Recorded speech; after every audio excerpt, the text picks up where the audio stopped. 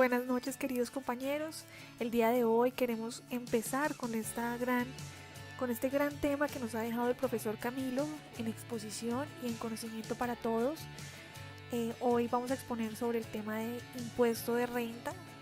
Para este impuesto nos hemos preparado mucho y aunque el profesor nos dijo que explicáramos como si no conociéramos absolutamente nada, para nosotros se nos hace difícil olvidar ciertos temas que en él se aplican. Sin embargo, vamos a hacer todo lo posible para que con ustedes entendamos el tema de la manera más fácil y podamos llegar a esas cabecitas que a veces nos queda más difícil entender el tema. Este es un tema técnico, es un tema que tratan sobre todo los contadores, pero que la idea es que absolutamente todos, siendo contadores o no, entendamos el significado y la importancia de este impuesto. Este tema de exposición está a cargo de 4 mujeres que se han esforzado por entender el tema y explicarlo de la manera más comprensible posible para todas las personas. Empezamos con Jorlis Díaz. Ella es una compañera que nos va a explicar lo que es la renta para personas jurídicas. Está Claudia Briceño, que nos va a apoyar también en el tema de la renta para personas naturales. Y está Angélica Forero, quien nos va a decir la auditoría en la renta. Yo, por supuesto, Andrea Suárez, voy a explicar lo que es la introducción a la renta, una breve definición y sus características. Espero que el video sea claro, que ustedes lo puedan entender, nos puedan ayudar a entenderlo y, por supuesto, cualquier pregunta, nosotros estaremos dispuestos a solucionarla o a buscar un medio para responderla. Bueno, y entonces, ¿qué es el impuesto de renta? Entonces decimos que es la contribución que grava el ingreso de las personas y entidades económicas. Esto quiere decir que la renta grava lo que se obtiene a través del trabajo, el capital que se tenga y la unión entre ambas fuentes. Y termina siendo un impuesto directo porque incide puntualmente en las ganancias que obtiene tanto la empresa o las empresas comerciales como las personas físicas. Pero, ¿qué quiere decir esto? En la actual estructura económica del país, se presume que toda persona natural o jurídica residente en Colombia produce renta. Entonces, la renta es el valor equivalente al incremento de la riqueza de una persona y se obtiene tomando el total de los valores que en un periodo determinado generaron un aumento del patrimonio y restándole todos los gastos y costos asociados que generaron una disminución del patrimonio del contribuyente. Entonces, ¿qué es? Es todo un ingreso que una persona natural o persona jurídica percibe y que puede consumir sin disminuir su patrimonio. Entonces, es un impuesto nacional que consiste en entregar al Estado un porcentaje de sus utilidades dentro de un periodo gravable. También estableció el Estado que las personas naturales y jurídicas, cuando realicen los hechos previstos en la ley como generadores del impuesto de renta, deben oficializar esta situación mediante un formulario que el Estado ha determinado o denominado declaración de renta. Entonces, en este formulario que debe venir o debe indicar la identificación, nombre, apellido y NIT, y los bienes y derechos de los cuales es propietario y las deudas que posee, los ingresos percibidos, los costos en que ha incurrido para obtener los ingresos, los gastos de administración, ventas y financieros que ha realizado, el cálculo de la renta presuntiva, las ganancias ocasionales por ingresos extraordinarios, las retenciones en la fuente que le hayan practicado, el cálculo del impuesto de renta del año gravable y el anticipo por el año siguiente. Las personas que firman la declaración según los requerimientos de ley. Estas son más o menos las indicaciones que debe tener este formulario. Entonces, en síntesis, esta declaración de renta es un informe de la situación económica tanto de la empresa que se presenta a la DIAN o persona natural por intermedio de las entidades financieras para su examen y revisión. En este informe, el contribuyente en forma privada y teniendo en cuenta la gravabilidad de los ingresos y el derecho a la deducibilidad de los costos y los gastos, establece la utilidad sobre la cual debe calcular el impuesto a cargo, utilidad que fiscalmente adquiere el nombre de renta líquida gravable, que es la base sobre la cual se aplican las tarifas respectivas. Sin embargo, más adelante vamos a explicar más a fondo las diferentes indicaciones que debe tener este formulario y los diferentes requisitos que como persona natural o jurídica debemos presentar en el momento de hacer la declaración de renta. Ahora vamos bien a mirar las características del impuesto de renta. Este impuesto tiene 3 grandes características. Primero, que es de orden nacional, que es directo y que es de periodo. Entonces, ¿qué es de orden nacional? De orden nacional porque tiene cobertura en todo el país y su recaudo está a cargo de la nación. Actualmente, la función de recaudo se ejerce a través de los bancos y demás entidades financieras autorizadas. Entonces, es de orden nacional porque sus tarifas son aplicables a todos los ingresos que se generan dentro del territorio nacional. El recaudo está a cargo del Estado, que ya como bien dijimos, se hace por parte de entidades financieras para facilitar el pago a los contribuyentes.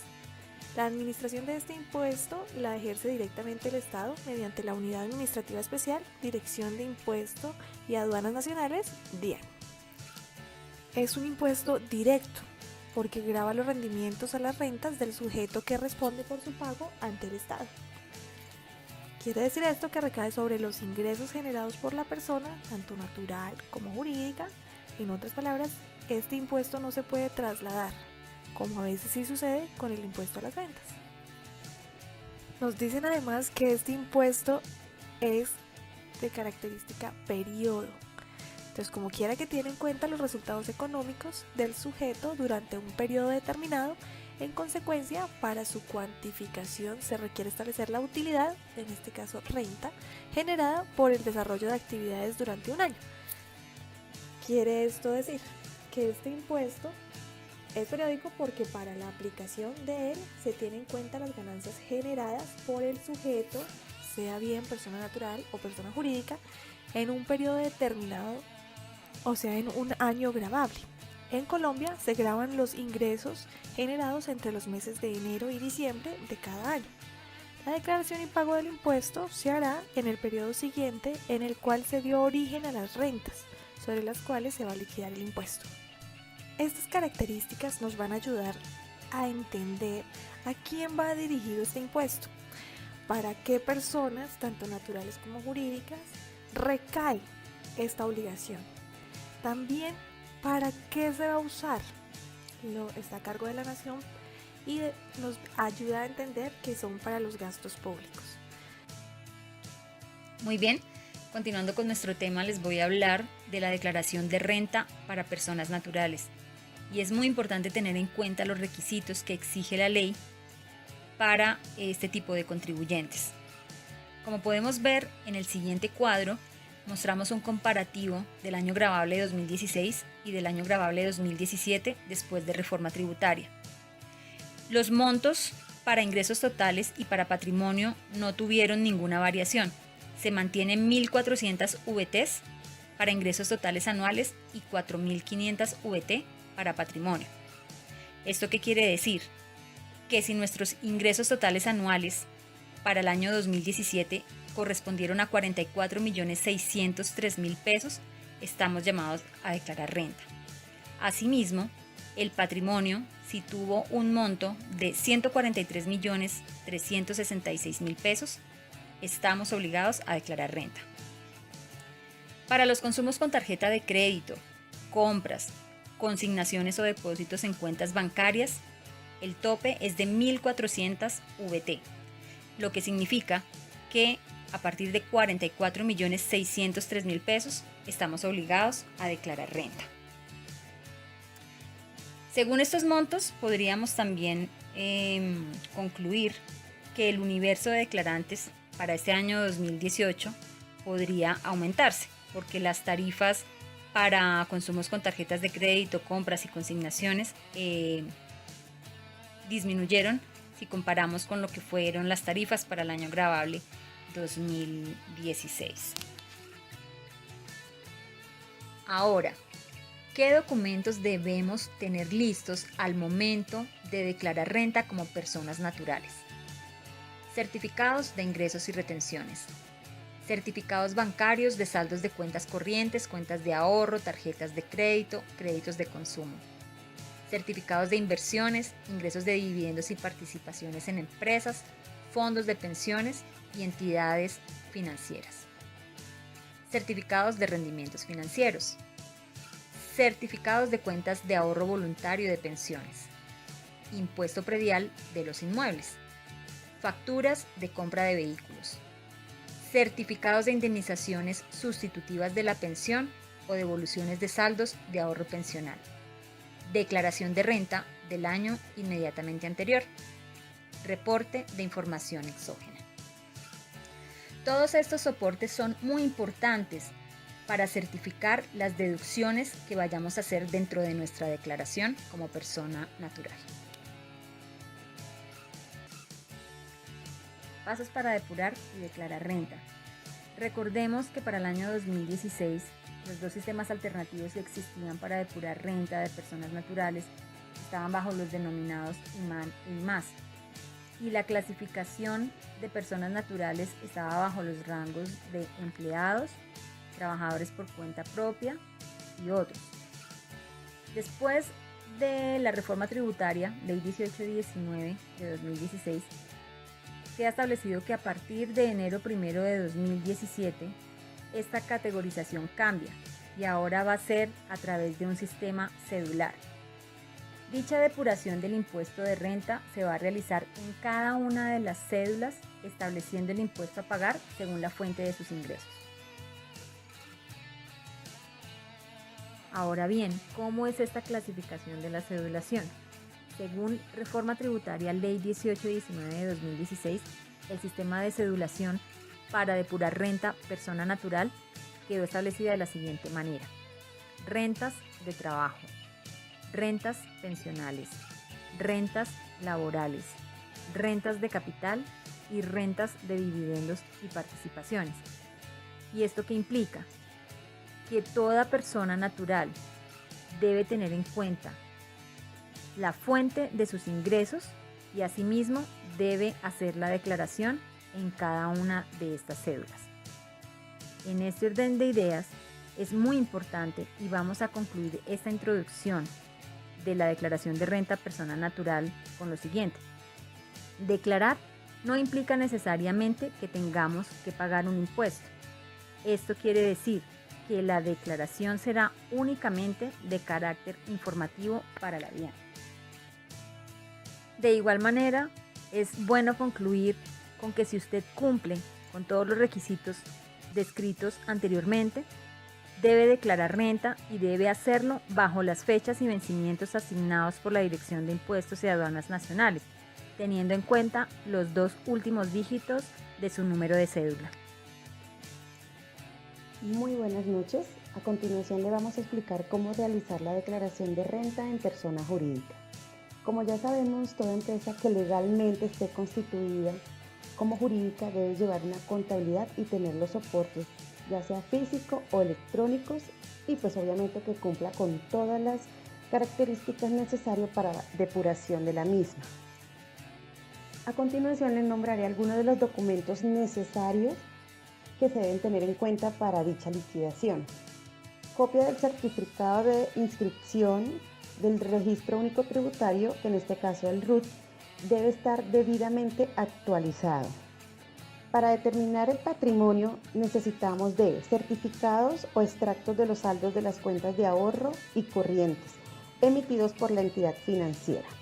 Certificado de las inversiones emitidas por las entidades donde se constituyó la inversión, ejemplos como CDTs, bonos, derechos fiduciarios, inversiones obligatorias, entre otras. La declaración o estado de cuenta de impuestos predial de los bienes inmuebles que se posean. Escrituras de adquisición de los bienes inmuebles o certificado de instrumentos públicos. Factura de compra o documento donde consta el valor de adquisición de los vehículos. Relación de los muebles, enseres, maquinarias y equipos por su valor de adquisición más adiciones o mejoras que se hayan realizado.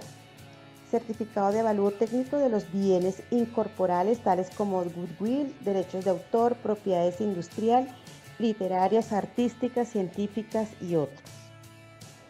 Letras, pagarés, hipotecas y demás documentos que respalden cuentas por cobrar y obligaciones o deuda conforme a los requisitos de ley.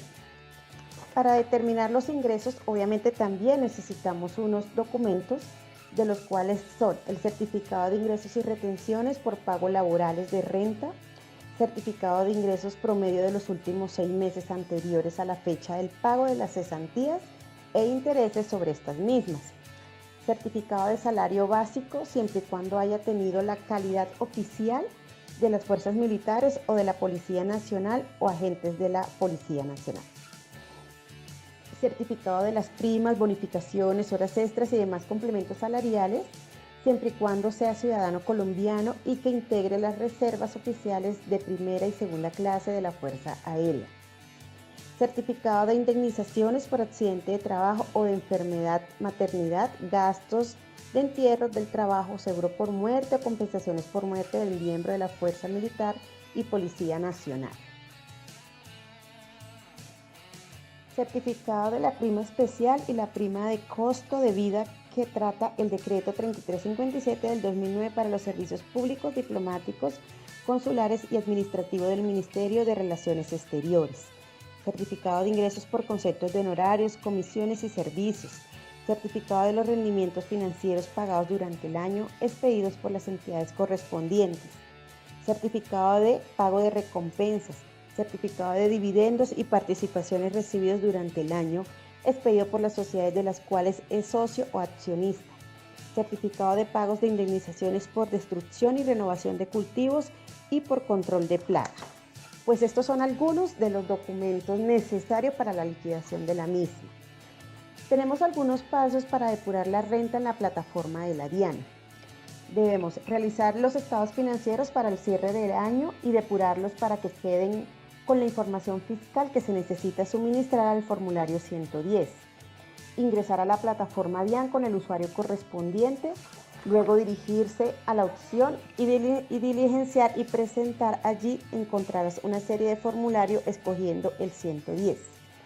Como ya tienes un balance y estado de resultados en el formulario, le mostrará dónde debe ir la información y si tiene alguna duda lo remite al artículo del estatuto tributario que corresponda. Después de estar seguro que la información allí plasmada refleja la situación fiscal de la empresa, en la parte izquierda hay una opción, escoja la opción guardar y luego pase al proceso de la firma electrónica.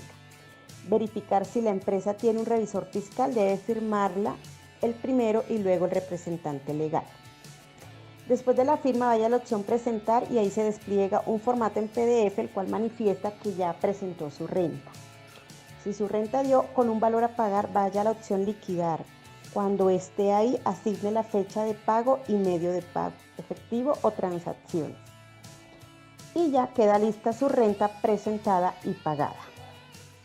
Las novedades tributarias para personas jurídicas, según el decreto 1998 del 30 de noviembre del 2017, reporte de conciliación fiscal corresponde al informe consolidado de los saldos contables y fiscales, en donde se consolidan y explican las diferencias que surjan entre la aplicación de los marcos técnicos normativos contables y las disposiciones del estatuto tributario. Este reporte constituye un anexo de la declaración del impuesto sobre la renta y complementarios, y ahí hará parte integral de la misma, debiendo ser presentado a través del servicio informático electrónico, que para tal efecto establezca la unidad administrativa especial de la DIAN. No estarán obligados a presentar a través de los servicios informáticos electrónicos el reporte de conciliación fiscal. Los contribuyentes en el año gravable objeto de conciliación hayan obtenido ingresos brutos fiscales inferiores a 45.000 unidades del valor tributario VT. ¿Qué nos explica la renta presuntiva?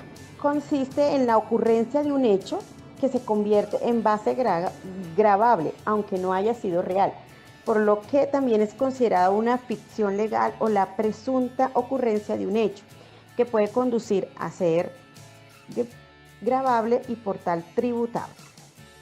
Está orientada esta normatividad a patrimonios o socios, contribuyentes que no hacen nada que rentabilizar sus patrimonios.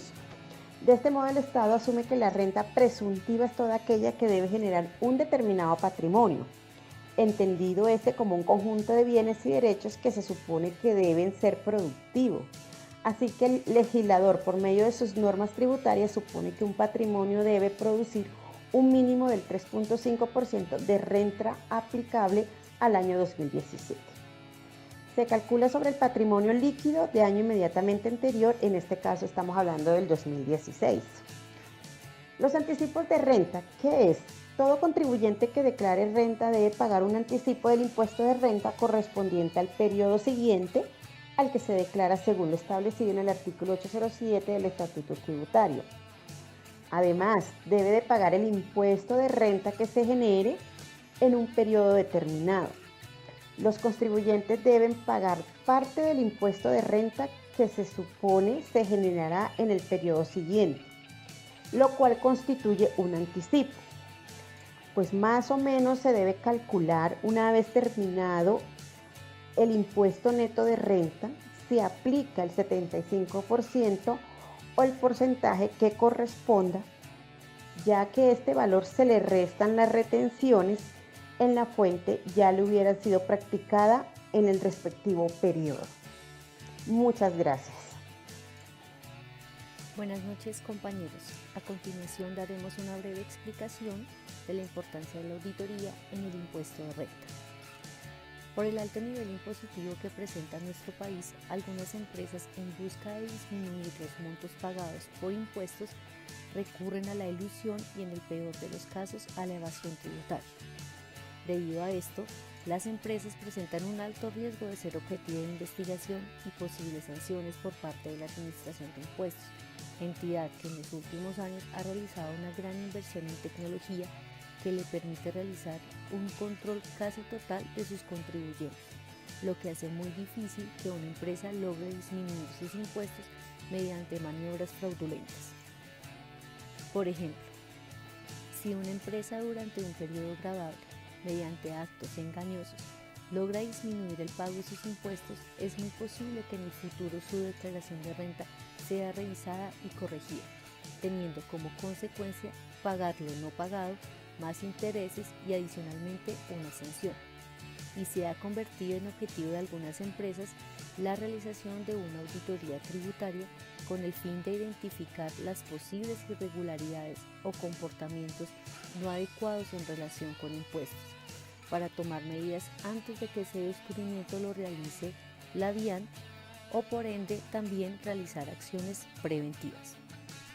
Para esto existe una serie de indicadores que, como los indicadores financieros, logran una visión sobre la situación real y el comportamiento de la empresa, que para este caso será el comportamiento tributario de la empresa. Es importante notar que en alguno de estos indicadores son utilizados por la DIAN para realizar sus investigaciones. Y entre los indicadores más importantes están los siguientes. Tasa efectiva de contribución. Nos indica el nivel de contribución de la empresa sobre la renta líquida o neta. Se calcula dividiendo el impuesto a cargo por los ingresos brutos. Absorción del nivel de ingresos por las cargas de la operación. Indica la eficiencia operativa de la empresa y se calcula dividiendo el total de las deducciones, costos más deducciones, por los ingresos netos. Rotación o relación costo de venta-ingreso. Indica el comportamiento de los márgenes de operación, los que posteriormente se comparan con otras empresas del mismo sector económico, y se calcula dividiendo los costos de venta por los ingresos brutos. Relación deducciones-ingresos. Representa la proporción de deducciones diferentes a los costos de venta o producción frente a las ventas o ingresos. Se calcula dividiendo las deducciones por los ingresos y este indicador también es comparado con contribuyentes del mismo sector. Relación impuesto sobre renta líquida gravable. Este indicador lo que permite es determinar si hubo o no un error aritmético, que es una de las causas de sanción, y se calcula dividiendo el impuesto de renta a cargo sobre la renta líquida gravable, lo que tiene que ser igual a la tarifa del impuesto sobre la renta. Relación salarios, prestaciones y parafiscales versus ingresos.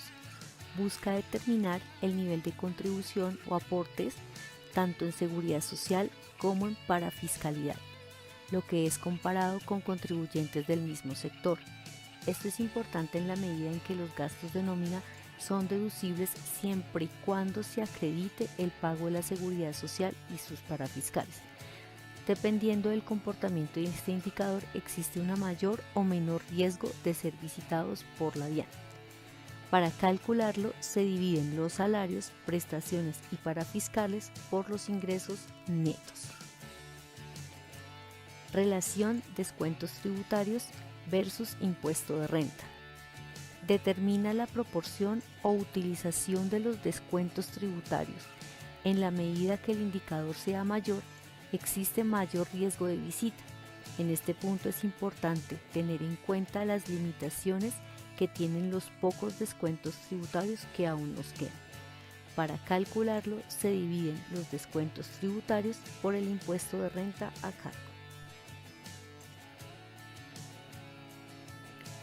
En conclusión, estos son algunos de los indicadores tributarios que se deben evaluar a la hora de medir el riesgo de ser visitados por la administración tributaria. Es importante igualmente determinar la relación que existe entre ingresos, compras y retenciones en la fuente, entre ventas, compras e impuestos descontables, en este caso IVA, ya que esto puede dar un indicio a comportamientos anormales.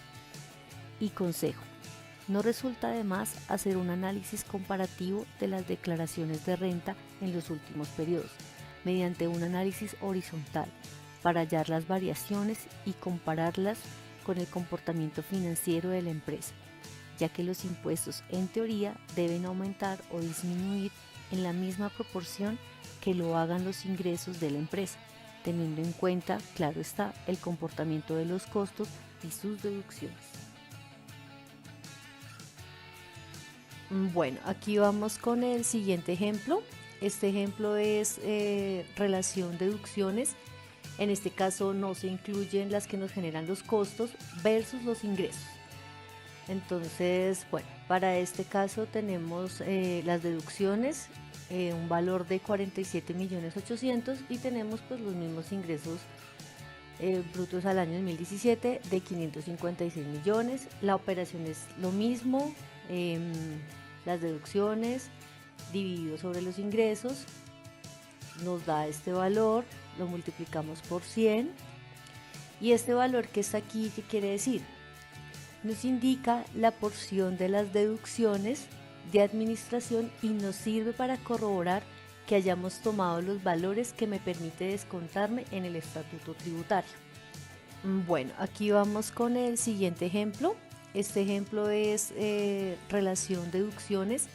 En este caso no se incluyen las que nos generan los costos versus los ingresos. Entonces, bueno, para este caso tenemos las deducciones, un valor de 47.800.000 y tenemos pues los mismos ingresos brutos al año 2017 de 556 millones. La operación es lo mismo, las deducciones dividido sobre los ingresos nos da este valor, lo multiplicamos por 100 y este valor que está aquí, ¿qué quiere decir? Nos indica la porción de las deducciones de administración y nos sirve para corroborar que hayamos tomado los valores que me permite descontarme en el estatuto tributario. Bueno, por último vamos a hacer el ejemplo de relación salarios, prestaciones y parafiscales versus ingresos.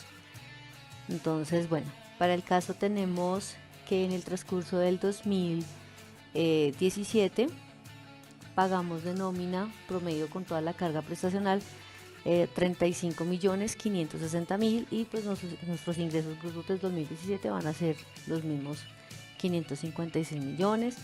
La operación es la misma, salarios dividido entre ingresos brutos acá nos da el valor, lo multiplicamos por 100. Entonces, este porcentaje nos indica, uno, la porción de mis ingresos del año que gasté en pagar la nómina, y adicional nos indica la porción que podríamos deducirnos del pago de la carga prestacional de nuestros empleados en la renta. Y también hay que tener otro concepto en cuenta, que dependiendo del comportamiento de este indicador existe un mayor o menor riesgo de ser visitados por la DIAN. Pues digamos que esto es como de donde más las empresas tienden a, digamos, a engañar con estos valores a las deducciones de renta.